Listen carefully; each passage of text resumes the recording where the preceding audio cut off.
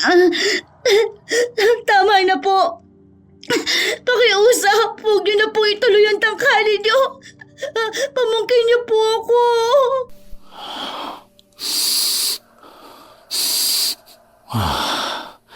Napakabango mo talaga. Ang tagal kitang pinangarap, Risa May. Ikaw lang kasi. Mas pinili mo ang kuya ko. Mas gwapo naman ako dun eh. Tito, hindi po ako si Mama. Huwag kang maingay. Sisiguraduhin kong masasarapan ka rin. Pagbigyan mo na ako, Risa May. Wag! Sabi nang manahimik ka eh. Ang istoryang ating mapakikinggan ay hindi angkop sa mga batang tagapakinig sapagkat ito ay naglalaman ng mga sensitibong eksena at linya na hindi dapat mapakinggan ng mga bata. Ang ibang parte ng istorya ay naglalaman ng mararahas na salita at hindi kaaya-aya sa pandinig, kaya patnubay ng nakatatanda ay kailangan. Para sa mga lolo at lola ay isang mahalagang kayamanan ng kanilang mga apo. Kagaya na lang ni Lola Flor, wala siyang ibang inaasam kundi ang ikabubuti at ikasasaya ng kanyang pinakamamahal na apo. Lahat ng mabuting asal ay itinuro niya rito. Ngunit isang pangyayari ang magdadala ng poot at pagsisisi sa kanya. Pangyayaring magtutulak kay Lola Flor para gawin ang isang bagay na matagal na niyang ibinaon sa limot. Nabalot ng galit at pagkamuhi ang kanyang puso. Kaya bilang ganti ay pinatawan niya ng kaparusahan ang mga dahilan ng pagkawala ng kanyang apo. Ano ang kaparusahang ipapataw ni Lola Flor sa mga nagkasala? Maaari pa ba siyang magpatawad? Halina at sabay-sabay nating pakinggan ang hinagpis ng isang lolang labis na nagmahal at nag-aruga sa kanyang apo. Ate Rafa! Tawag ka na po ni Lola. Mag-aalmusal na raw po tayo. Oo, nandyan na. Onyok, apo, pasuyo ako ng mga kubyertos. Opo. Dahan-dahan lang, baka madapa ka. Lola, ito po pala yung napalanunan ko kagabi sa sanalihan kong contest. Maliit lang po to, pero makakatulong po sa gastusin dito sa bahay. Ano ka ba namang bata ka? Ang mabuti pa, itabi mo na yan at iyong ipunin. Para kung may gusto kang bilhin, mabibili mo. Hindi rin naman kalakihan ang gastusin dito sa bahay. Kaya pa naman ng lola. Ang dami ko kayang tanggap na tahi ngayon. Pero Lola, ang gusto ko po sana, huminto na po kayo sa pananahi. Gusto ko na-relax na lang kayo. Isa pa, may nakukuha naman po akong allowance galing kila Tito Bruno. Sa pasukan naman po, hindi na natin iintindihin ng tuition dahil nakapasa po ako sa scholarship program. Eto na po. Ay, salamat, apo. Maupo ka na at kumain na tayo. Ikaw naman, itabi mo na yan. Hindi rin ako pwedeng huminto sa pananahi at wala namang scholarship program sa paaralan nila, Onyok. Lola, malaki ang allowance ko. Kung tutuusin, sobra pa yun sa amin ni Onyok. Kaya huwag ka na po masyadong mag-isip. Sige ka, tatanda ka kaagad niyan.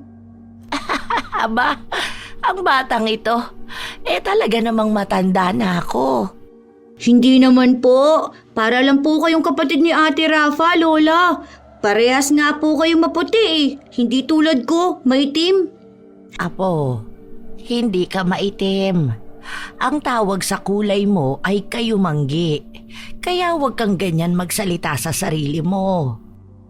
Totoong sinabi ni Lola, Onyok. Isa pa, ikaw ang pinaka-cute na kapatid ko. Aba, baka paglaki mo, habulin ka pa ng mga babae ha? Lalo na yung mga kaklase ko, mas gusto umurenong kulay ng lalaki. Kaya dapat proud ka sa kulay mo. Matangos pa ang ilong mo na lalong magpapapogi sa'yo sa future. Siya, tama na yan at kumain na tayo. Mamimitas pa ako ng gulay sa aking hardin para maibenta kay Aling Susing. Tutulong po ako sa pamimitas, kaya kakain na ako ng marami para may lakas ako. Masayang nagsalo ang tatlo sa kanilang agahan. Nang matapos sila ay nagkanya-kanya na sila ng gawain. Si Rafa ang nakatokang maglilinis ng bahay, habang sina Lola Flor at Onyok naman ay nasa hardin para mag-ani ng mga gulay na dadalhin nito sa kanyang kumaring may tindahan. Pagsapit ng 1:00 ng hapon ay isang tricycle ang huminto sa harap ng kanilang bahay. Bumaba mula roon ang pinsan ni Rafa sa ama na may dalang mga karton at mga supot. Nang makita yon ni Onyok na nakatanaw sa bintana, ay kaagad itong tumakbo palabas at tinulungan ang kararating lang na bisita. Lola! Ate! Nandito po si Ate Sabi! Ang dami niyo pong dalang pagkain! Kasin! Lola Flor! Nandito na po ang pinakamagandang diwata. Bakit ang dami mo pong dala, Ate Sabi? Anong meron? Birthday mo? Loka-loka, mabuti na lang talaga at nagmana ka sa akin ng ganda. Reward mo yan sa akin. Dahil wagi na naman ang prinsesa ng mga Del Mundo. Ang galing ko talagang manager. Oh, Sabrino, nandito ka pala. Ay, ouch naman, Lola Flor. Kung todo makeup pa akits, sabi na lang po ang itawag niyo sa akin. Ang sagwa ng Sabrino. Pakiramdam ko, tombi ako. Tombi? Ano po yun? Pagkain po ba yun? Onyok, hindi. Ang ibig sabihin ng tombi, tomboy. Ano na naman ba yung daladala mo? Mukhang namakyaw ka na naman ah. Ito po ba? Mga grocery po yan para sa inyo. Abay, napakarami naman. Lola, kulang pa po yan. Pasasalamat na rin po ng pamilya namin sa pagpapalaki at pagmamahal sa maganda kong pinsan na nagmana sa akin ng itsura. Nagmana? Hindi naman po kayo magkamukha ni Ate Rafa. Maputi at makinis sa mukha ni ate. Unat at mahaba rin po ang makintab na buhok niya. Parang ang layo po. Alam mo, Onyok, kung wala lang si Lola Flor dito, baka natirista kita. Okay ba ako? Nagtawanan sila sa naging takbo ng kanilang pag-uusap. Magkakatulong din nilang inayos ang mga grocery na dala ni Sabi. Habang ginagawa nila yon ay biglang naalala niya ang tunay niyang pakay. Yon ay ang tungkol sa isang paligsahan ng ganda at talino. Ay, oo nga pala. Nabalitaan mo na ba ang gaganaping paligsahan sa kabilang barangay? May paligsahan sa kabilang barangay? Parang hindi ko pa naririnig. Anong klaseng paligsahan? Binibining marikit yata ang title eh. Nagtanong na rin ako kung ano ang mga requirement. At pwede mong salihan yun. Kasi ang age limit ay 13 years old hanggang 17. Pero nagamit ko na ang gown na binigay mo sa nakaraang sinalihan ko, di ba? Hindi problema yun. Ako na ang bahala. Huwag ka na mag-isip pa. Sagot kita sa contest. Basta ba, ipanalo mo ha? At muli mong iuwi ang korona at tropeyo. Di ba, Lola Flor? Ang sa akin naman basta gusto ng aking apo at masaya siya, susuporta ako. Ayun o! Ano Kasin? Go, go, go, go na ba? Go, Ate Rafa! Kaya mo yan! Sige na nga. Pero tulungan mo ako, Ate Sabi ha. Kailan ba yun? Nitong darating na Sabado. May 3 araw ka pa para makapaghanda. Sa isusuot mo, ako na ang bahala. Hair and makeup, ako na rin. Ayos lang po ba, Lola? Kung ano man ang desisyon mo, suportado kita. Ay, sige po. Ate Sabi, sasali ako. Masaya naman si Sabi sa sagot sa kanya ni Rafa. Maging ang dalaga at si Onyok ay nasasabik din sa bagong paligsahan na sasalihan ni Rafa. habang si Lola Flor ay masayang nakikinig at nagmamasid lang sa kanila. Simula ng araw na yon ay naghanda talaga si Rafa hanggang sa dumating na ang araw ng paligsahan. Kasin, ano bang nangyayari sa iyo? Kanina ka pa nagbubuntong hininga. Huwag mong sabihin sa akin na kinakabahan ka. Ay, kinakabahan talaga ako, Ate Sabi. Ano ka ba? Ngayon ka pa talaga kinabahan? Pang ilang contest mo na ba to? Saka, panigurado namang ikaw ang mananalo. Bukod sa ikaw ang pinakamaganda, ay ikaw din ang mukhang matalino. Ate, hindi tayo dapat na magpakampante. Lalo na po at hindi rin basta-basta ang mga makakalaban ko. Kahit ano pang sabihin mo, para sa akin, ikaw pa rin ang winner. Kahit ano pa ang mangyari. Salamat po, Ate Sabi. Ang swerte ko talaga at may pinsan akong kagaya mo. Hindi siguro ako makakasali sa lahat ng mga paligsahan kung wala akong supportive at sponsor na pinsan.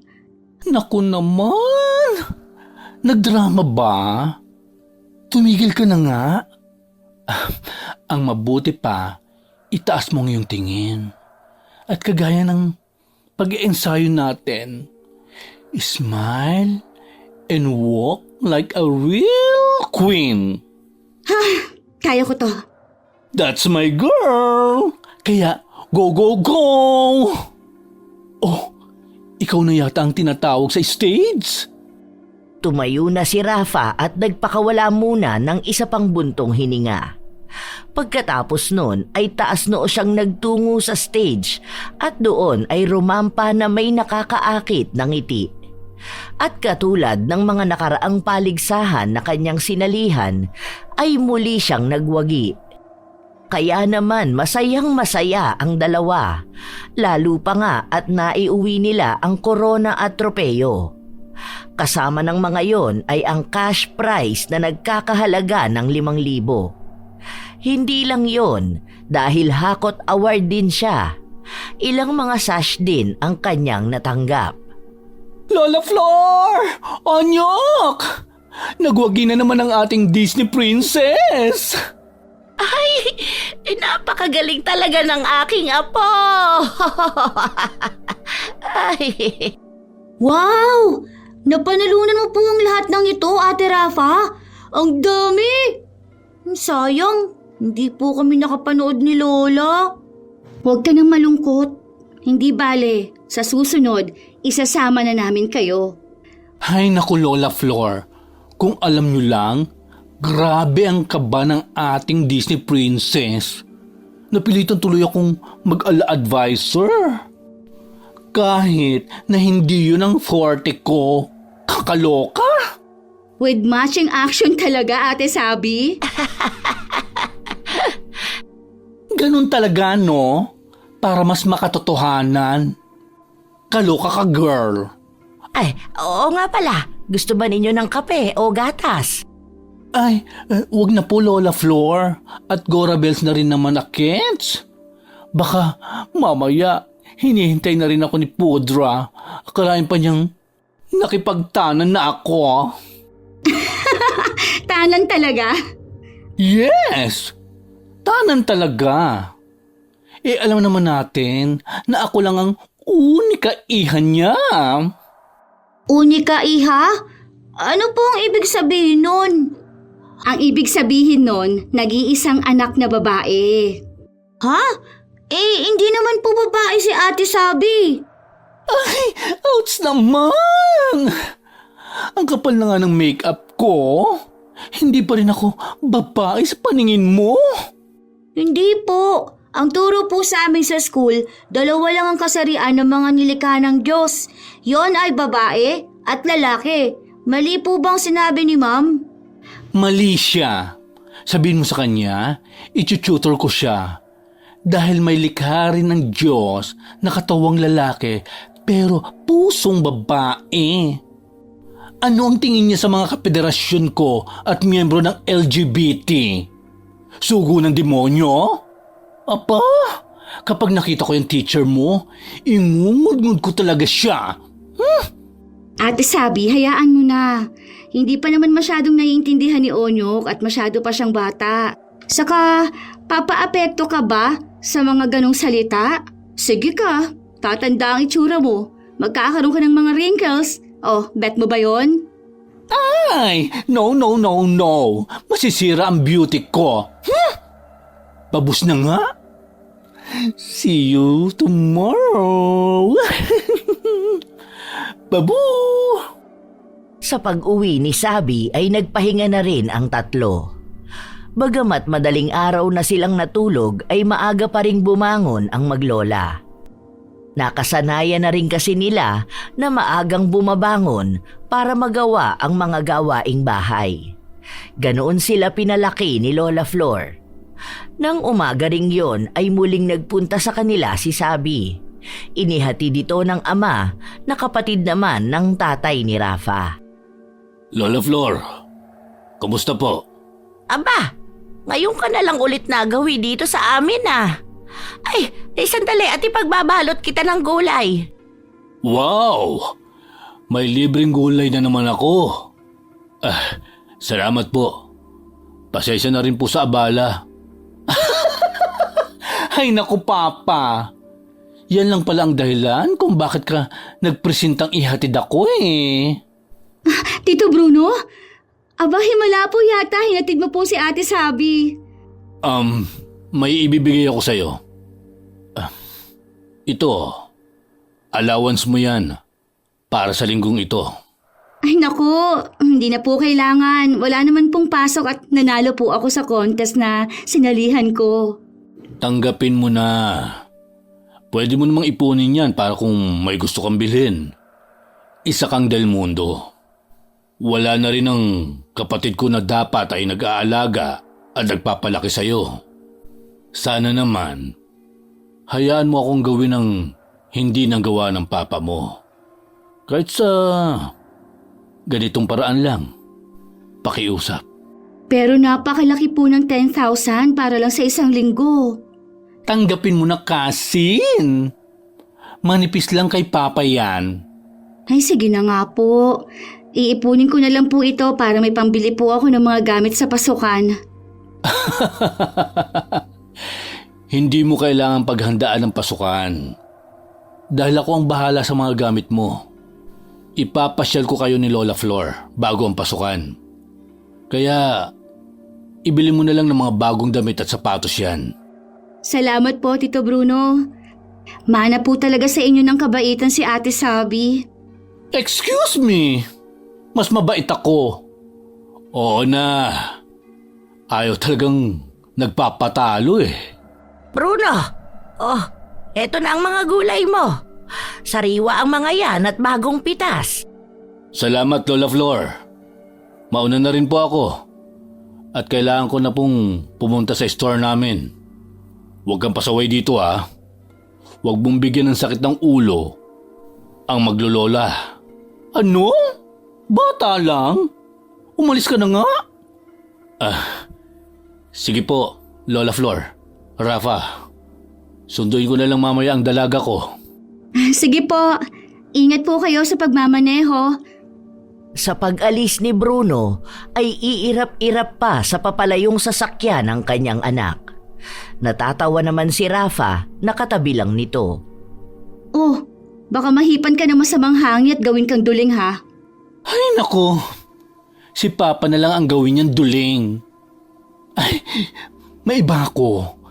Kasin, kapag binibigyan ka ni Papa ng allowance, tanggapin mo lang. Karapatan mo yan. Lalo na at may parte naman talaga ang iyong ama sa mga negosyo ng pamilya. Huwag ka nang mahihiya. Oo na lang, Ate Sabi. Tara na sa loob. Ipapakita ko pa sa'yo yung bagong tinahing damit ni Lola Flor para sa ate nila Onyok. Pati ako meron. Ang sweet talaga ni Lola Flor. At dahil dyan, sisiguraduhin kong ipagtitimpla ko ng masarap at sosyal na kape si Lola. Ay, tara na, dali! Magkahawak ang mga kamay na pumasok ang magpinsan sa loob ng maliit na bahay ni Lola Flor. Habang ang matanda naman ay nagpatuloy sa pamimitas ng mga kamatis na muli niyang ititinda. Sa maghapon ay tumambay at nakipagkulitan lang si Sabi sa maglolola. Nang sumapit ang hapon ay sinundo na rin siya ng kanyang ama. Bye-bye, Ate Sabi! Babus! Napakaganda talaga ni Rafa. Ay, huwag mong sabihin na pati si Rafa, hindi mo pinalagpas sa kamanyakan mo. Grabe ka naman, anak. Totoong napakaganda naman talaga ng pinsan mo. Kamukhang kamukha niya ang kanyang ina. So, pinagnanasaan mo nga si Rafa. Ay naku papa, tigilan mo yan. Hay ka na naman siguro. Nagbibiro ka ba? Hindi mo ba nakikita ang nakikita kong ganda ng pinsan mo? Isa pa, wala ka namang pakialam dati kung gumagamit ako Hindi mo naman pera ang ginagastos ko. Saka, pangtanggal stress ko lang yun. Seryoso ka talaga? Nakakadiri. Akala ko pa naman, hininto mo na ang paggamit ng pinagbabawal na gamot. Ay, umuwi na nga lang tayo. At tigilan mo ng pagdanasa mo sa pinsan ko. Dahil kahit pudra kita, hindi ako tanga na tatango-tango lang sa mga maling ginagawa mo. Pamangkin mo pa naman at anak ng kapatid mo? Ay, nakakadiri ka talaga. Wala namang masama sa paghanga. Hindi mo rin naman sasabihin sa kanya, di ba? Kahit ano pang sabihin mo, hindi pa rin tama. Hindi ka ba natatakot na baka dumating ang panahon na sa impyerno ka pulutin? Matuto ka namang matakot. Pasensya na tayo, anak. Wala na akong kinatatakutan. Demonyo ko talaga. Wala kang kasing sama. Tumatawa-tawa pa si Bruno para lalong inisin ang kanyang anak. Samantala, sa loob ng bahay ng maglolola ay masaya nilang pinag-uusapan kung gaano kabait ang mag-ama.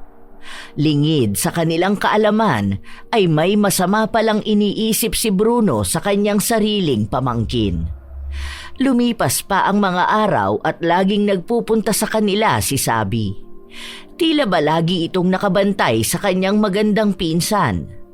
Bagay na hindi naman binigyang pansin ng maglolola. Isang araw ay nagtungong muli ang Becky sa bahay nila, ngunit hindi na ito nag-iisa. Kasama nito ang kanyang ama. Kasing! Lola Flor! Onyok! Oh, ano nangyari? Bakit ka sumisigaw dyan? Malapit na po ang dibo ko. Ay oo nga pala no. Hindi pa ako nakakabili ng regalo. Mamimili ka ba ngayon ng mga gagamiting pang dekorasyon? No need. Kumuha ko ng gagawa nun. Nandito ako para sa isusuot ko. Nasaan si Lola Flor? Pasok muna kayo, tatawagin ko lang si Lola.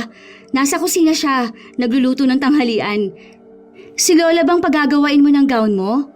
Yes! Yes! And yes!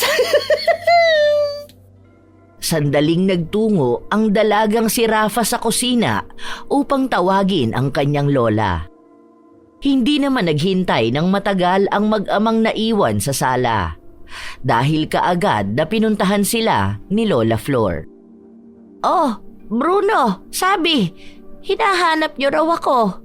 May importante daw po na sasabihin ng binata ko. Binata talaga? Nakatodo make-up at crop top pa ako? Tapos ang itatawag mo sa akin, binata? Pasensya na. Ang dalaga ko pala. Yan! Ganyan dapat. Ikaw talaga, Ate Sabi. Ay, oh, Sabihin mo na ang pake mo kay Lola Flor. Nasasabik na ako eh. Ganito po kasi Lola Flor. Di ba malapit na ang dibo ko? Aba, oo nga pala ano. So, ito na nga po. Dahil malapit ng birthday ko, plano ko po sana na magpatahi ng aking bonggang gown. At request ko po sana, ikaw po magtahi. Kung hindi ka lang po busy. Sigurado ka? Matagal-tagal na akong hindi nananahi ng mga ganoong kasuotan.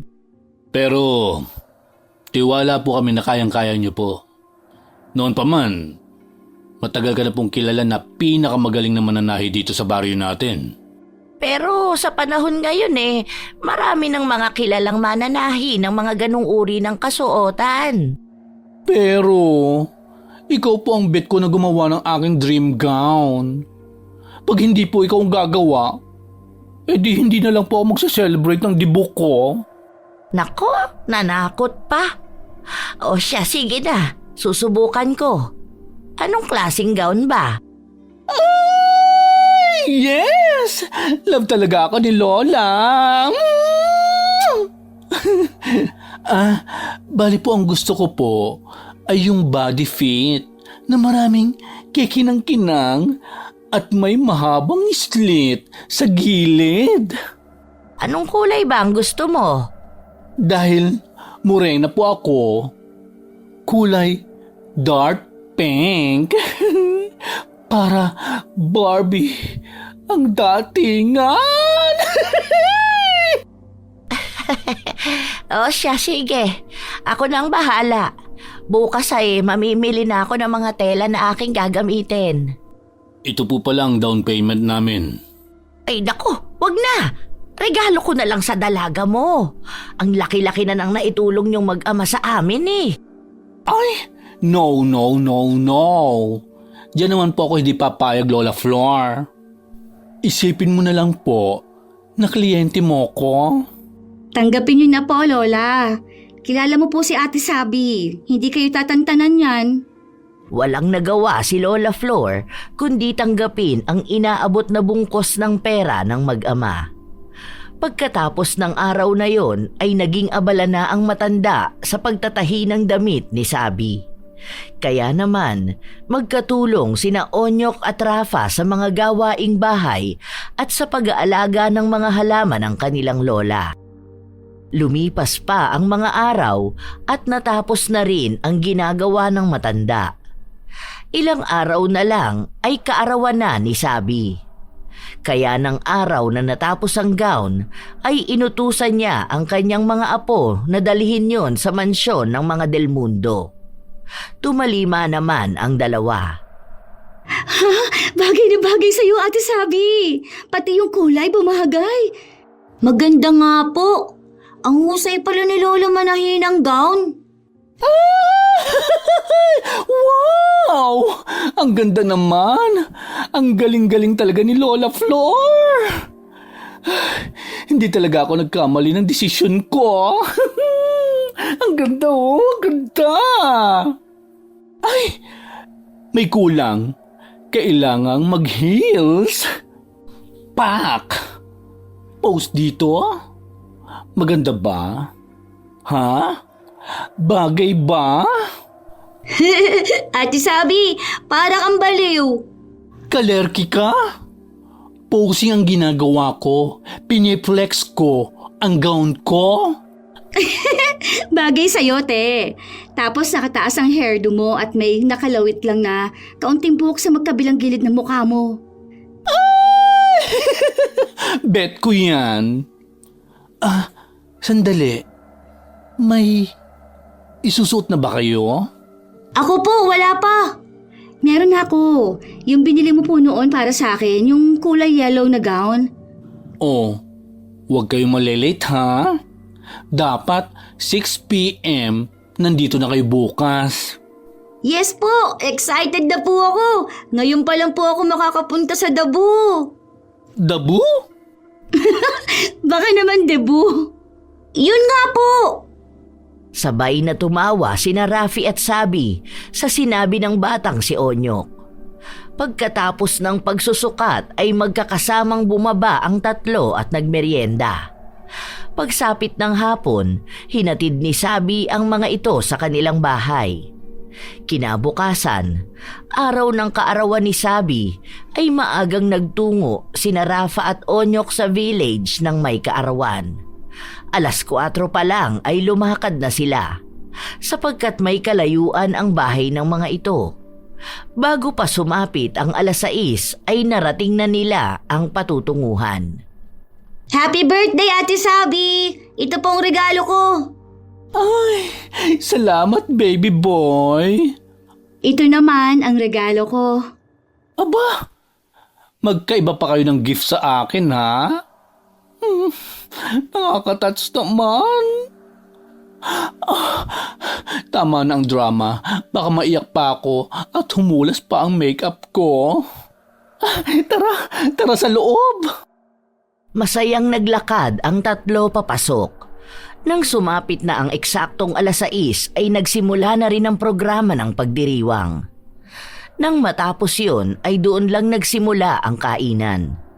Pasado 8:40 na yon. Magkakasama sa table sina Sabi, Bruno, Rafa at Onyok. Dahil espesyal nga ang pagdiriwang, may mga naglalagay lang ng pagkain sa bawat mesa. Naunang kumuha at kumain ang batang si Onyok. Sarap-sarap naman ang pagkain dito. Sarap. Onyok, dahan-dahan lang. Baka mabilaukan ka. Huwag kang mag-alala, Onyok. Kasi nagpatabi na ako ng iuwi niyo bukas ni Ate Rafa mo. Pinalagay ko na muna sa ref. Iinit na lang natin bukas para naman may pasalubong kayo kay Lola Flor. Ayaw kasi talagang sumama ni Lola at hindi niya raw kaya na magpuyat pa. Ganun talaga. Tumatanda na si Lola Flor. At saka, noong panahon naman kasi nila, maaga talagang natutulog ang mga tao. Tama ka riyan. Humagikgik ang magpinsan na sina Sabi at Rafa. Pagkatapos nun ay ipinagpatuloy nila ang pagkain. Lumipas pa ang mga oras at natapos na rin sila. Habang si Onyok naman ay inaantok na at yumukyok na sa lamesa.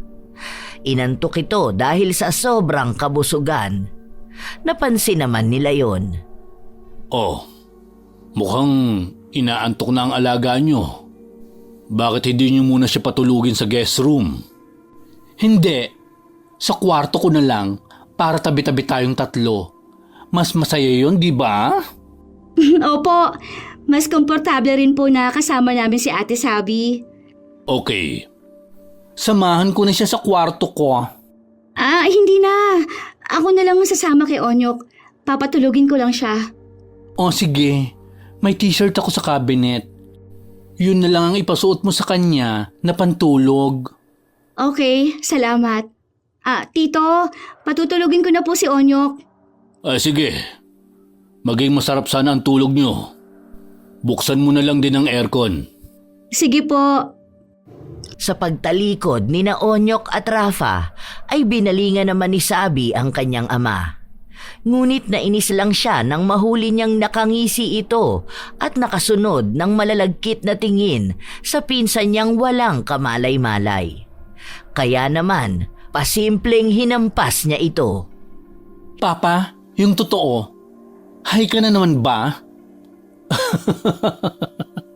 Ano bang sinasabi mo? Huwag ka nang magkaila. Nahuli ko kung paano mo tignan ng pinsan ko. Nakakakilabot ka?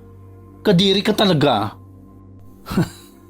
Nagagandahan lang naman ako sa pinsan mo. Ang ganda rin ang hubog ng kanyang katawan.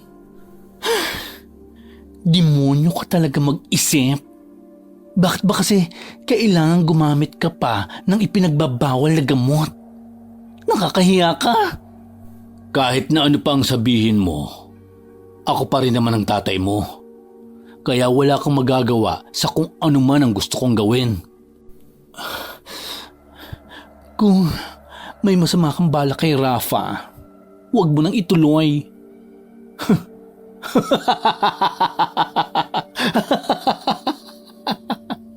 Naprapraning ka na naman.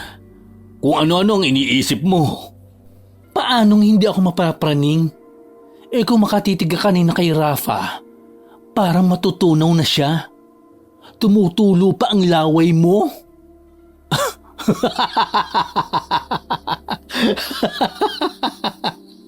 Paranoid. Hindi na nakipagtalo pa si Sabi.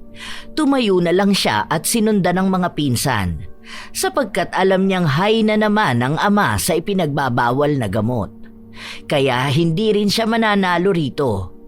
Lalo na at may pagkabayolente ang kanyang ama sa tuwing hindi nito nakukuha ang gusto. At para maiiwas ang kanyang pinsan sa masamang tangka ng ama, ay sumunod siya kaagad sa kwarto at siniguradong nakasara ng mabuti ang pinto. Ngunit sa paglalim ng gabi, habang natutulog na sina Sabi at Onyok, ay naalimpungatan ang dalagang si Rafa at nakadama ng pagkauhaw. Kaya naman tumayo siya at lumabas ng silid. Pero nang pababa na siya, ay nasa lubong niya ang kanyang tiyuhin. Ay, Tito Bruno, Oh, bakit gising ka pa? nakadama lang po ako ng pagkauhaw. Kukuha lang po ako ng tubig. Ganun ba? Kuha ka na lang sa baba. Sandali. May iaabot nga pala ako sa'yo. Baka tanghalian ako ng gising at hindi na kita maabutan.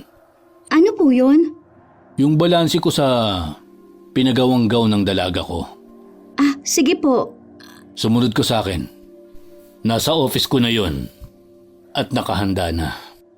Walang kamalay-malay si Rafa na nahulog na pala siya sa bitag ng kanyang tiyuhing may masamang tangka sa kanya. Hindi man lang niya napansin ang mga kakaibang tingin at titig nito sa kanya noong nag-uusap sila. Nang makapasok na sila sa opisina, ay nagulat na lang siya nang bigla itong humarap sa kanya at binigyan siya ng isang malakas na suntok sa tiyan.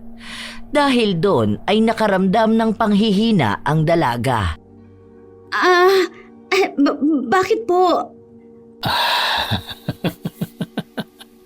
Sa wakas. Napakabango mo talaga. Amoy baby. Nakakagigil ka. Naisa nang itulak ni Rafa ang kanyang tiyuhin, ngunit wala siyang lakas. Kaya naman nang buhatin siya nito ay sinubukan na lang magpumiglas ng dalaga. Pero higit na mas malakas si Bruno. Wala itong kahirap-hirap na naihiga sa lamesa ang kanyang biktima. Habang si Lola Flor naman ay nagkaroon ng masamang pangitain. Apo, bakit ka umiiyak? Lola,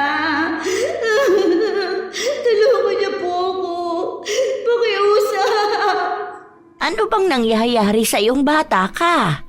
May problema ka ba? Sige, sabihin mo kay Lola. Makikinig ako. Tulong! Pakiusap! Tulungan niyo po ako! Paano kita matutulungan, Apo, kung hindi mo naman sasabihin? Kaya ang mabuti pa ay ipaalam mo na sa akin para alam ko kung anong tulong ang magagawa ko. Lola, ayaw ko mamatay. Mamatay? Ano bang pinagsasasabi mong bata ka? Huwag ka nga magsalita ng ganyan. Tinatakot mo ako. Ano ba talagang nangyayari sa'yo? Tulungan niyo po ako. Papatayin po ako ni... Hindi na naituloy ni Rafa ang kanyang sasabihin sapagkat biglang umihip ang napakalakas na hangin. Kasunod nun ay isang puwersa naman ang bigla na lang humila kay Rafa palayo sa kanya. Takot at naguguluhan sa nangyayari ay napatayo siya at isinigaw ang pangalan ng apo. Rafa! Apo! Ang apo ko! Lola! Tulong! Naputol lang ang sigaw ng kanyang apo nang magising sa isang panaginip si Flor. Napabangon ang matanda at napahawak sa kanyang dibdib na malakas na kumakabog. Ang apo ko! Ay, Diyos ko po! Panaginip! Panaginip lang ba talaga ang lahat? Hindi! Paano kung isa yung pangitain? Paano? Pero hindi naman siya ipapahamak ng kanyang mga kamag-anak. Ay, ano ba itong iniisip ko? Isang masamang panaginip lang yata talaga ang lahat. Pagkawika noon ay tumayo si Lola Flor at lumuhod sa harap ng kanyang altar. Doon ay nagdasal siya at nanalangin na sana ay nasa mabuting kalagayan ng kanyang apo. Lingid sa kanyang kaalaman ay may masamang nangyayari na pala sa pinakamamahal niya. Wala man lang siyang kamalay-malay sa lupit na dinaranas ng kanyang Rafa. Tama na po. Pakiusap.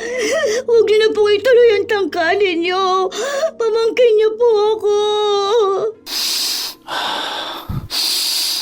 Napakabango mo talaga. Ang tagal kitang pinangarap, Risa May. Ikaw lang kasi. Mas pinili mo ang kuya ko. Mas gwapo naman ako doon. Tito, hindi po ako si Mama. Shh! Huwag kang maingay. Sisiguraduhin kong masasarapan ka rin. Pagbigyan mo na ako, Risa May. Wag! Sabi ng manahimik ka eh. Dumampot ng penholder si Bruno at malakas na hinampas yun ng 3 beses sa ulo ng dalagang nanghihina pa dahil sa pagkakasuntok sa kanyang sikmura. Lingid sa kaalaman ng manyak at langong lalaki ay nakita yun ni Onyok na nagising pala at hinanap ang kanyang ate Rafa. Sisigaw na sana ang bata, ngunit may isang kamay na nagtakip sa kanyang bibig at binuhat siya palayo roon. Ibinalik siya sa silid na kanilang tinulugan. Umiiyak na nagpupumiglas naman ang bata. Ate Rafa, pukpuk, dugo! Onyok, ako to. Si ate sabi mo, huwag ka maingay. Baka marinig tayo ng demonyo. Onyok, ganito. Huwag kang maingay. Iiwan kita rito. Huwag kang lalabas ng kwarto. Naiintindihan mo ba? Huwag na huwag kang lalabas hanggat hindi ako dumarating. Si Ate Rafa! Basta dito ka lang. Babalikan ko siya. Huwag ka nang umiyak. Ililigtas mo si Ate Rafa? Oo, susubukan ko. Tumango si Sabi. Kahit pa nga alam niya sa kanyang sarili na natatakot din siya sa kanyang ama. Lalo na at lango ito sa ipinagbabawal na gamot. Pero gusto niyang subukan.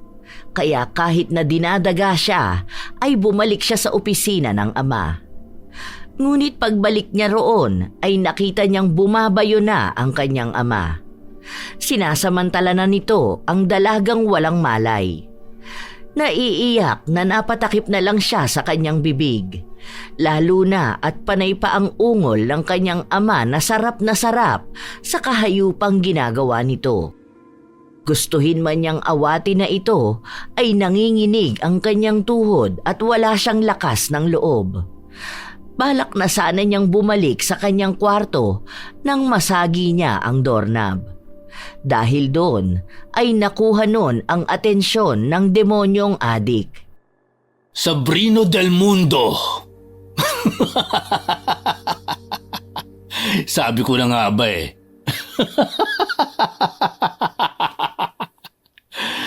Sorry, pero Nahuli ka na. Nagawa ko na ang gusto ko sa pinsan mo. Napakasarap niya. Hayop ka. Ang sama-sama mo. Nakakadiri ka. Hayop. Paano mo natin gawin yun? Kadugo natin siya. Anak siya ng kapatid mo. Wala kang pakialam. Dahil wala ka namang alam. Matagal ko nang pinutol ang relasyon ko sa tatay niya.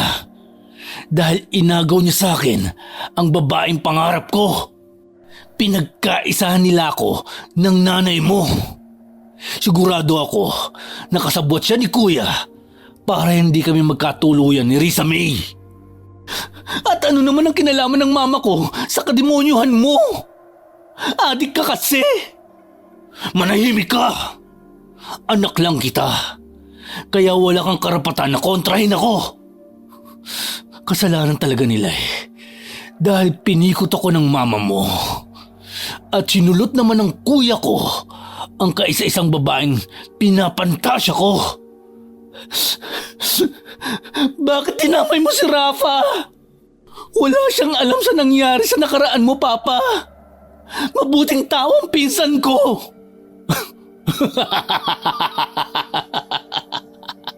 Wala ka nang magagawa. Tapos na. Nasarapan ako.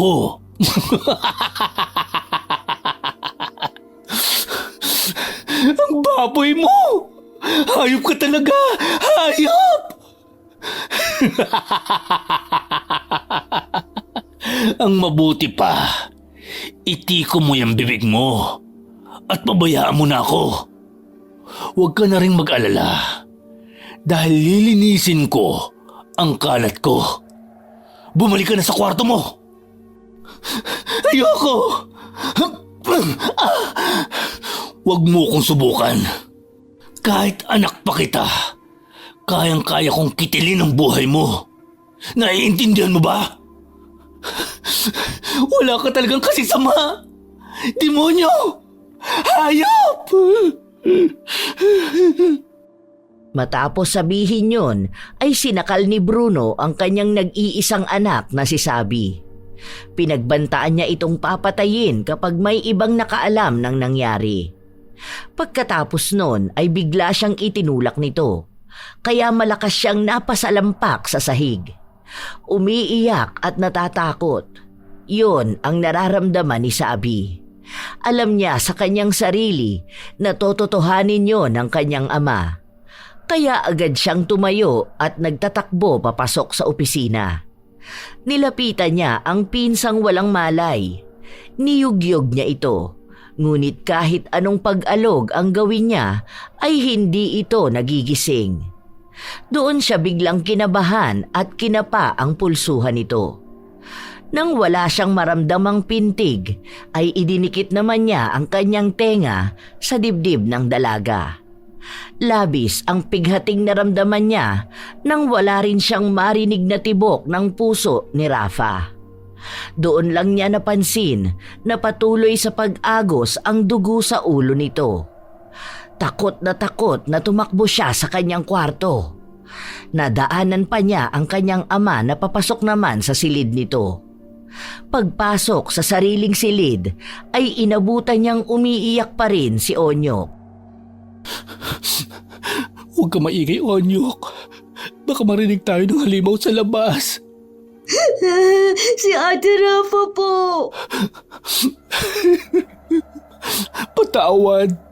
Patawarin mo ako. Pero hindi ko kayang labanan ng halimaw.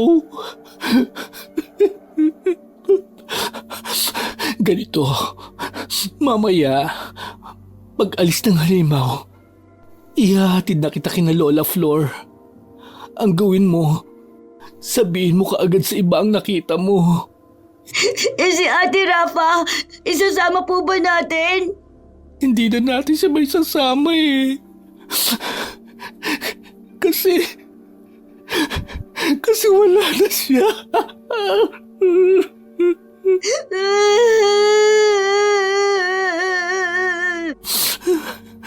Onyok, makinig ka. Hindi mabait ang papa ko. Kaya wag na wag kang magtitiwala sa kanya. Pagdating mo sa bahay niyo, kaagad mong sabihin ang lahat kay Lola Flor. Paano ka po? Huwag mo na akong alalahanin. Basta itatakas kita dito sa impyernong bahay na to. Yun nga ang ginawa ni Sabi. Nang sumapit na ang umaga at batid niyang malalim na ang tulog ng kanyang ama, ay kinuha niya ang susi ng kanilang sasakyan. Ngunit bago niya ihatid ang bata ay bumalik siya sa opisina. Nang makita niyang nandun pa rin ang katawan ng kanyang pinsan na malamig na, ay binuhat niya yon at isinakay din sa likod ng sasakyan. Kinakabahan man ay buo ang loob niya na ipaalam kay Lola Flor ang kahayupan ng ama. Ate Rafa! Ate Sabi! Ano na po ang gagawin natin? Hindi ko rin alam. Huwag ka munang maingay, please. Tinikom naman ni Onyok ang kanyang bibig. Yakap-yakap niya ang ulo ni Rafa na binalutan ni Sabi ng tela. Paglipas ng mahigit 1 oras ay narating na nila ang harap ng bahay ni Lola Flor. Kabado man ay naunang bumaba si Sabi. Masaya naman siyang sinalubong ni Lola Flor. Ay, mga apo! Ang aga niyo naman yatang umuwi. Oh, bakit ganyan ang mukha mo, Sabi? Lola.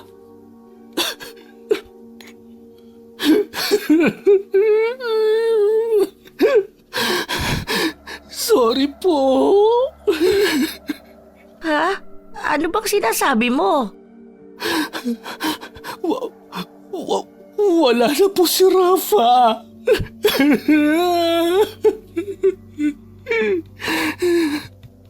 Ano bang sinasabi mo? Di ba kayo ang magkakasama? Lola! Lola! Si Ate Rafa! Ano ba? Apo?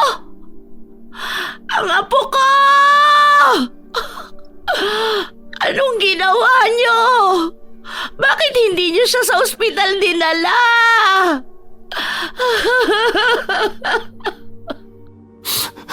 Sorry po. Nagugulo na po talaga ako. Hindi ko na po alam ang gagawin ko. Apo ko!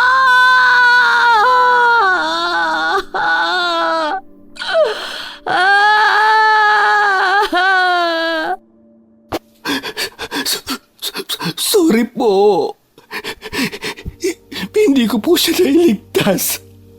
Isang malakas na sampal ang ibinigay ni Lola Flor kay Sabi na itinuring na rin niyang apo. Mas lalo pang sumiklab ang kanyang galit nang sabihin ni Onyok kung sino ang may kagagawa nun. Magkakatulong naman nilang ibinaba ang katawan ng dalaga. Ang ama mo ang may gawa nito? Bakit hinayaan mo na sapitin ni Rafa ito? Bakit? Papatayin po ako ni Papa. Kaya ayos lang ang ginawa niya. Kaya pinabayaan mo na. Idedemanda ko ang tatay mo. Kung talagang may konsensya ka, itumistigo ka. Hindi po pwede. Ayoko pang mamatay. Patawarin niyo po ako. Pero hindi po ako makakatulong. Matapos sabihin yon ay nagmamadaling umalis si Sabi. Pinakaripas nito ng takbo ang sasakyang ginamit sa paghatid. Habang hindi naman makapaniwala si Lola Flor sa nangyayari. Napayakap na lang siya sa bangkay ng kanyang apo at umiyak. Kasabay ng kanyang pagdadalamhati ay ang pagdilim ng kalangitan. Tila ba tumatangis din ang mga ulap sa kanilang nasasaksihang pighati ni Lola Flor. Lumipas pa ang mga araw, ang 1 linggong burol ni Rafa na naganap ay kasabay ang sunod-sunod na bagyo. Maging ng libing nito ay umuulan din ng malakas na may kasamang hangin. Magkaganon pa man ay laging marami ang nakikiramay. Ngunit kahit anino ni Sabi at Bruno ay hindi nakita roon. Lola, ano na po ang gagawin natin? Ipapakulong na po ba natin yung halimaw na sinasabi ni Ate Sabi noon? Hindi. Hindi sa ganoong paraan natin sila gagantihan. Pero ang sabi niyo po noon, masama ang gumante. Iba na ngayon, Apo. Buhay ang kinuha nila sa atin. Kaya buhay rin ang hihingin kong kapalit. Sisiguraduhin kong pagsisisihan nila ang mga ginawa nila sa ate Rafa mo. Paano niyo po gagawin yun? Basta, magtiwala ka lang. Si Lola na ang bahala. Paano po pala itong ibang gamit ni Ate Rafa na hindi na po naisama sa kanya? Huwag mo na lang gagalawin. Malungkot na yumakap si Onyok sa kanilang lola. Bagamat hindi niya alam ang sinasabing ganti ng kanyang lola, ay mas nangingibabaw ang pangungulila niya sa dalagang hindi man niya kadugo, ay minahal at inalagaan siya na parang kapatid. Habang nagluluksa pa ang dalawang naulila ni Rafa ay naging impyerno naman ang buhay ni Sabi. Nakakadama siya ng konsensya dahil wala siyang ginagawang hakbang para maparusahan ang hayop niyang ama. Ate Sabi, Rafa, buhay ka? buhay pa sana ako kung tinulungan mo ako ng gabing yun. Pero pinabayaan mo lang akong babuyin. Bakit hindi mo ako tinulungan? Bakit mo hinayaang mamatay ako? Ang sama mo! Rafa! Hoy! Anong Rafa? Bakit? Sinusundo ka na ba ng pinsan mo? Anong ginagawa mo sa kwarto ko? Lumabas ka dito! Alis! Hoy bakla! Baka nakakalimutan mong pamamahay ko to. Baka gusto mong isunod kita sa pinsan mo. Ano pa bang gusto mo? Pinatay mo na nga si Rafa. At ano, isusunod mo ako? Aba, talagang bastos ka. Gusto mo yata talagang makatikim na naman ng bugbog. Hoy bakla, may atraso ka pa sa akin. Itinakas mo ang katawan ni Rafa na dapat ay pinabayaan mo lang sa akin. Alam mo bang para akong ulol na hindi makita ang masarap na pagkain ko? Demonyo ka talaga. Hindi ko matanggap na ikaw ang tatay ko. Gago ka pala eh. Naging mabait lang ako sa'yo para mas lalong mapadaling mapalapit ako sa pamilya ng kuya ko. Ano bang akala mo? Tanggap kita? Ang kapal naman ng mukha mo. Matapos sabihin yon, ay bigla na lang hinablot ni Bruno ang ulo ng anak at saka ito sinapak-sapak ng ilang ulit. Lumaban si Sabi at tinadyakan ang ama. Nang makawala sa pagkakasabunot sa kanya, ay dali-dali siyang tumakbo papasok ng banyo. Dahil sa hindi siya naabutan ng ama, ay nagwala ang may edad na lalaki. Pilit pinapabuksan sa anak ang pinto na makailang ulit na sinipa. Pero dahil sa takot na patayin siya nito, ay napaupo na lang siya sa gilid at umiyak. Batid niyang sabog na naman ang ama, kaya siya na naman ang napag-initan nito. Habang sa bahay naman ni Lola Flor, ay abala ang matanda sa pagbabaon ng isang kahon sa kanyang hardin. Nang matapos ito sa ginagawa, ay pumasok ito sa kanyang kwarto at isinagawa ang pagganting kanyang sinasabi. Ipapatikim ko ngayon sa iyo, Bruno. Ang sakit na naramdaman ng aking apo sa palad mo. Sisiguraduhin kong magdurusa ka. Matagal ko na ring hindi ginawa ang pambabarang. Pinilit kong kalimutan ang karunungan ko. Pero ngayon, ayoko man ay magbabalik na ang dating malupit at walang pusong Flor na ibinaon ko na kasama ng anak ko. Kaya humanda kayo sa pagbabalik loob ko sa itim na mahika. Dahil baboy ka at nilapastangan mo ang aking apo ay gagawaran kita ng isang regalo.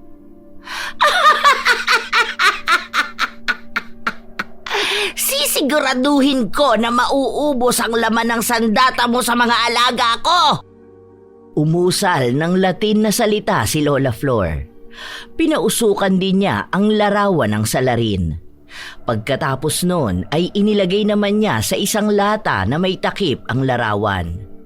Kasunod na hakbang ay binuksan niya ang taguan ng kanyang mga alaga na nasa ilalim ng sahig. Walang pagdadalawang isip na dinampot niya ang lalagyan ng isang malaking alupihan. Tumatawa-tawa pa siyang kinakausap yun. Alam kong nagugutom ka na. Matagal-tagal din tayong hindi nagkasama, aking paboritong alaga. Kaya huwag ka nang mainip. Dahil may ibibigay akong masarap na pagkain. Gusto ko ay ubusin mo ang laman ng maselang parte ng baboy na Bruno na yon, ha? Nakangisi pa si Lola Flor nang buksan niya ang lalagyan ng alupihan at itaob yun sa lata kung nasaan ang larawan ni Bruno. Matapos niyang maisali ng alupihan ay kaagad na tinakpan niya yon at dinasalan. Nang matapos na niya ay inilagay niya ang lata sa ilalim ng kanyang kama at saka nag-isip kung ano pa ang kanyang gagawin. Habang sa mansyon ng mga Del Mundo ay muling binubugbog ni Bruno ang anak. Gago ka! Tatakasan mo pa ako? Ano bang akala mo? Maisusuplong mo ako sa pulis? Kahit hindi kita isuplong sa pulis, alam na rin naman nila Lola Flor ang kahayupan na ginawa mo. At sa palagay mo ba, may maisasampa silang kaso sa akin? Lalo pa nga, at hindi ka rin naman tumistigo. Kaya nga nandito pa din ako, at malaya. Oo, naduwag ako. Dahil ayoko pang mamatay. Pero kung ganito rin naman...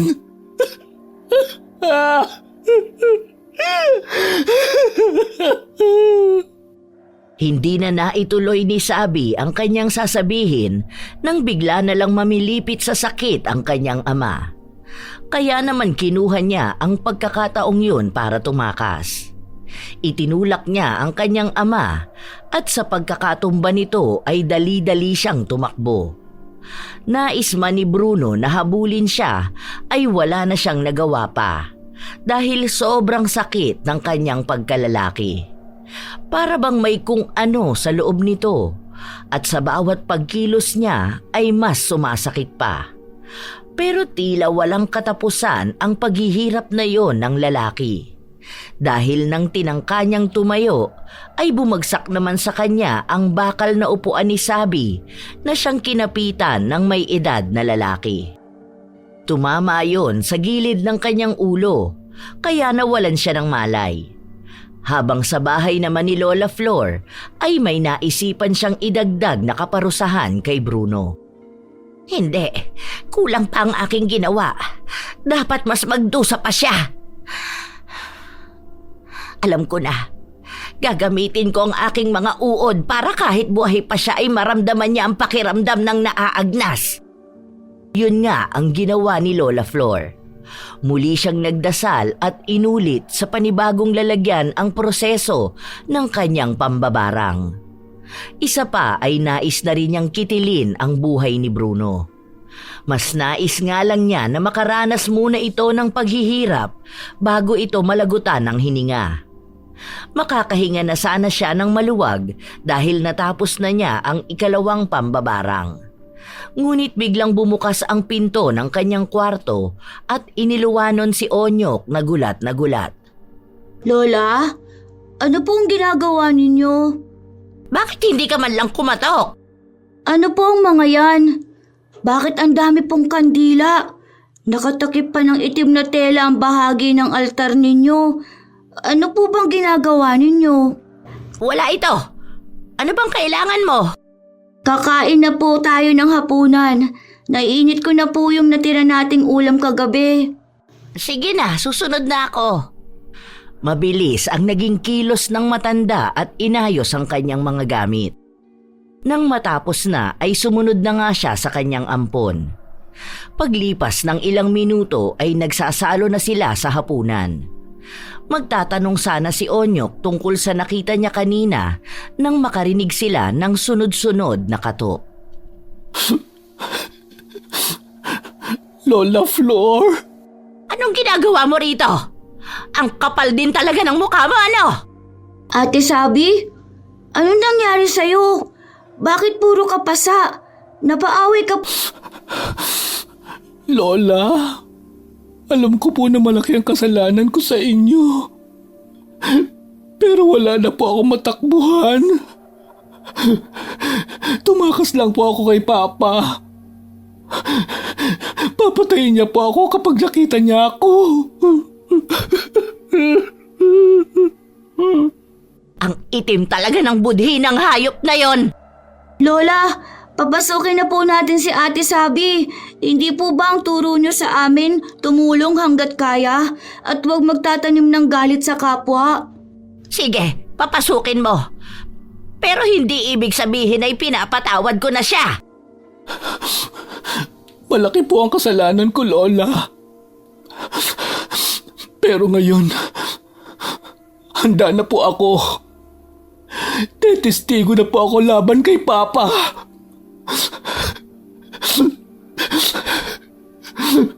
Hindi na kailangan ng testigo dahil hindi ako magdedemanda.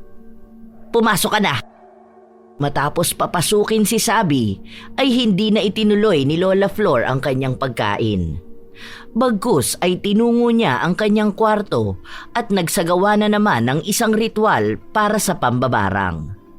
Pero iba ang target niya ngayon. Wala naman sana siyang planong idamay si Sabi, pero nabuhay ang galit at tampo sa kanyang puso. Kaya naman binarang niya ito. Nilagyan niya ng bubuyog ang tenga nito. Kinabukasan ay dumadaing si Sabi ng sakit ng ulo. Ate Sabi, ang aga niyo naman po nagising. Gusto kong ipaghanda si Lola ng almusal. Alam kong hindi ako basta mapapatawad ni Lola.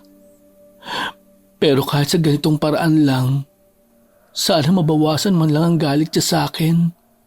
Kahit kaunti lang. Ate, mabait si Lola. Siguro po, hindi pa siya makapagpatawad ngayon. Pero ramdam ko po na babalik din sa dati si Lola. Naniniwala ako sa sinabi mo. Dahil hindi naman kayo lalaking mabait ni Rafa. Kung hindi dahil kay Lola.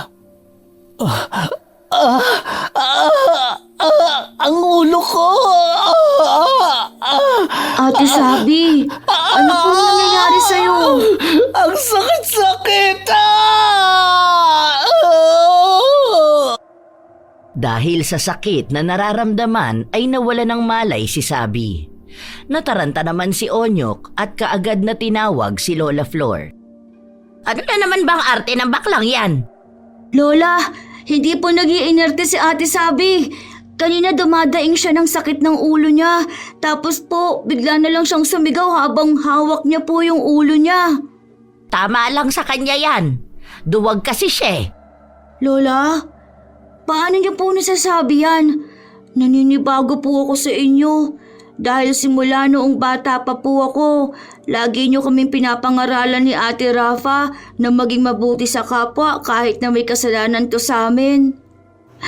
Kasama na po ba ni Ate Rafa ang malambot ninyong puso? Pinatay na rin nila ako nang kunin nila ang buhay ng apo ko. Lola, paano niyo po nasasabi yan? Naninibago po ako sa inyo. Dahil simula noong bata pa po ako, lagi niyo kaming pinapangaralan ni Ate Rafa na maging mabuti sa kapwa kahit na may kasalanan to sa amin. Kasama na po ba ni Ate Rafa ang malambot ninyong puso?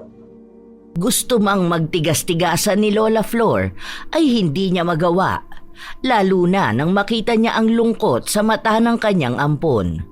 Kaya naman kinalma niya ang kanyang sarili at sinabihan itong lumabas na ng silid. Hindi man niya lubos pang napapatawad si Sabi sa kaduwagan nito, ay aalisin na niya ang barang sa Becky. Pero hindi kay Bruno. Nang matapos na niyang maisawalang bisa yon ay nagbihis siya. Gusto na niyang tapusin ang buhay ng lalaking ng baboy sa kanyang apo. Lola Flor, mabuti at nadalaw po kayo. Nandito lang ako para tignan ang lagay mo. Mukhang hindi ka na rin naman magtatagal. Pasensya na po kayo sa itsura ko at amoy ko. Nagkaroon po kasi ako ng kakaibang sakit kung saan na po ako nagpagamot. Pero wala talaga. Parang nalulusaw ang mga laman ko. May mga uudring lumalabas. Pero kahit mga magagaling na doktor, hindi malunasan o masabi kung ano ba ang nangyayari sa akin. Gusto mo ba talagang malaman? Malaman ang alin po? Tutale, mamamatay ka na rin naman. Mabuti pang aminin ko na kung ano ang sakit mo. Ang totoo niyan ay mga alaga ko ang nasa katawan mo. Ilang taon din silang gutom sa laman ng tao. Kaya siguro ganito kabilis ang pagkain nila sa laman mo. Baka bukas buto ka na lang. Mangkukulam ka? Putang ina. Tanggalin mo ang mga nakakadiring uod na to sa katawan ko.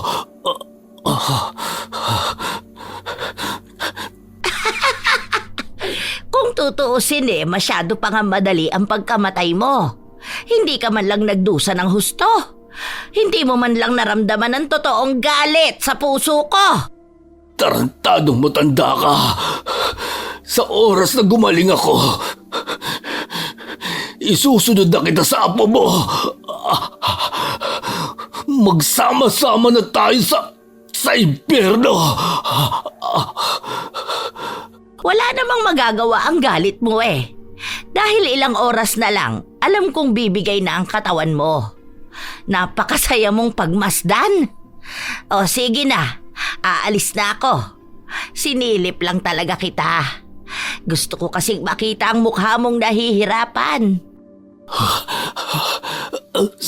Sandali, Lola Flor. Nakikiusap ako. Tanggalin mo na po ang mga ito sa katawan ko. Handa akong magbayad. Kahit gaano kalaki. Kahit magkano. O kaya, kahit anong gusto mong ibigay ko. Pera, pansyon, kotse, kahit ano. Ay, kay sarap pakinggan na nakikiusap ka. Pero buo na ang desisyon ko na ilagay ka na sa dapat mong kalagyan. Kaya pasensyahan na lang tayo. Kung gusto mo talagang umalis sila sa katawan mo, subukan mong maligo ng asido. Muli ay tumawa pa ng malakas si Lola Flor, habang panay naman ang pagmumura ni Bruno. Matapos ang araw na yon, nabalitaan na lang nila na namatay daw si Bruno dahil nabaliw ito kaya pinaligo ang asido. Magkaganon pa man ay batid ni Lola Flor na siya ang nagbigay ng ideyang yon. Nawala man ang taong kumuha ng buhay ni Rafa, ay hindi pa rin tuluyang naghihilom ang sugat na nilikha nun. Pero kahit na ganon pa man, ay hindi na niya binibigyang pansin ang tampo at galit sa isa pang nagkasala sa kanyang mata. Yon ay si Sabi. Hindi pa man niya ito napapatawad, ay sinusubukan niya para sa isa pang tao na naniniwalang mabuti ang kanyang puso. Nakakatakot talagang galitin ang mga mababait na tao, sapagkat kung minsan ay nakakatakot silang gumanti. Para sa ating mga tagapakinig, naway nakapulutan ninyo ng aral ang ating istorya ngayong araw. May ilan lang akong iiwan na babala sa inyo. Una, ang paggamit ng ipinagbabawal na gamot ay labis na nakakaapekto sa utak at kalusugan ng isang tao, kung kaya't ito'y iwasan. Ikalawa, kahit gaano pa kabuti ang iyong puso, kung puno naman ito ng galit at kung may kasamaan kang nagawa, ay kasalanan pa rin yun. Kaya huwag tayong magpapadala sa galit. Ikatlo, minsan ay mahirap na talagang magtiwala. Dahil sa panahon ngayon, kahit sarili mong kadugo ay gagawan ka ng masama. Kaya piliin nating mabuti ang ating pagkakatiwalaan. Shout out sa ilan sa mga masusugid na tagapakinig ng mga istorya ni Lola Telang. Hi kina Mercy Dulce, Jingva Flor, Imelda Cordova, Jenny Balagtas, Rubelin Eneria at sa Eneria Family, Mel G. Tupal, Mirna Alfaro, Kimpoy Feliciano, Razon Yao, Mel Santarita at Marlene Guevara. Kumusta kayo, Mean Francisco at sa kanyang asawa na si Joey Valdez at sa pamangkin niyang si Luke Andrew Valdez? Aslam Liza, Tolit 77 Agri Farm at sa kanyang asawang si Arian Aquino ng Lumban, Laguna. Chris Jel Mamado, Joanna Enriquez, Gina Veldad, Norlen Articona, Pinados Melin at sa kanyang partner na si Jessie Gomez. Hello din kina I Love Traveled, Sherin Solero Masagka, Christian Gonhoran, Kim Seika at sa Perez family ng San Rafael, Bulacan, Chris Villanueva at Ronald Belza Bahado, Desiree Reganit, Lydia Lopez, Josephine De Peñosa at kay Mike James Tapak. Shout out kay Amanda Joyce Page o Page ng Angeles City, Roslyn Mangilin, Raquel Torno at sa Torno family, Perante Torno family at sa kanyang asawa na si Jonathan. Ingat ka raw lagi sa work mo. Hi kay Daphne Alejandro, Febe Ranyada, Chef M at sa mga kasamahan niya sa Amira Boxes Handicraft na sina Ate Auring, Ate Ne, Maring Faye at Ate Juliet. Shout out kay Leonora Concesino at sa mga taga Caloocan City North, kay Jonalyn Navales. Shout out daw kina Raymond at King. Hi kina Evelyn Abong Carbakil, Asia Cherry Turado, John Dili Fajardo, Eduardo Ocampo, Ana Maria Lanza Filipino, Renesa June Rios Ramos, kay Reng, kay Jeng Aspar at kay Richelle Ann 19. Shoutout din kay Janisa Toledo, Jonah Condua, Supladang Pasaway, Rosalina Bugayong, Lovely Rose Roa, Sydney Crosswind, Grace Limsiaco at happy birthday sa kanyang mama na si Susanita Limsiaco at asawang si Richard Bernil. Ito ang inyong Lola Telang at maraming salamat sa laging pakikinig mga apo.